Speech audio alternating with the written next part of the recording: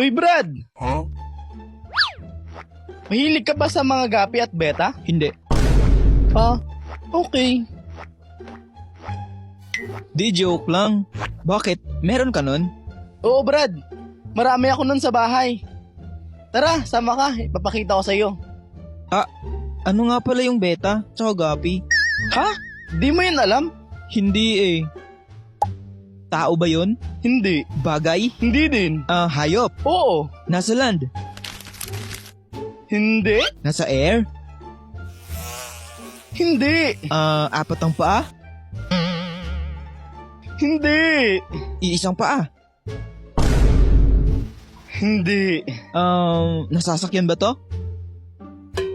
Hindi. Sirit na nga. Isda kasi yun. Isda pala yun. Sige tara, punta tayo sa inyo.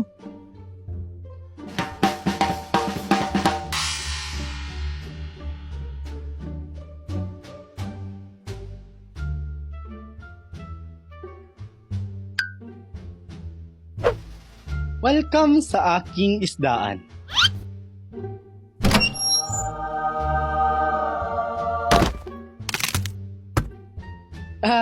Hehe.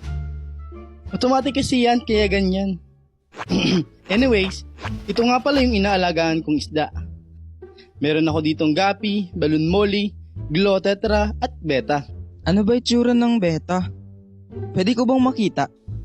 Ito yun oh. Ito pala yung pinakauna kong beta. Meron din ako ditong rose tail na beta, multicolor na beta. Meron din akong red, green, white, at colorless na beta. Iba-iba rin yung buntot nila. Merong half moon, new moon, at full moon. Joke lang. Anyways, meron din crown tail, double tail, triple tail, at Taylor Swift. Joke lang ulit. Brad! Hello! Hello! Uy, nakikinig ka ba? Sorry. Ano nga pala yung sinasabi mo? Ano ba yan? Kanina pa ako nagsasalita dito tapos di ka pala nakikinig? Ay sorry. Nagandahan kasi ako dito eh. Ibinibenta mo ba to? Bilhin ko na lang. Yan ba? Di binibenta yan eh. Ganun ba? Sayang. Uy, may sakit kasi yan.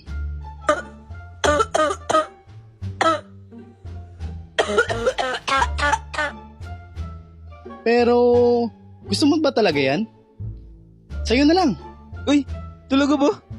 Salamat ah.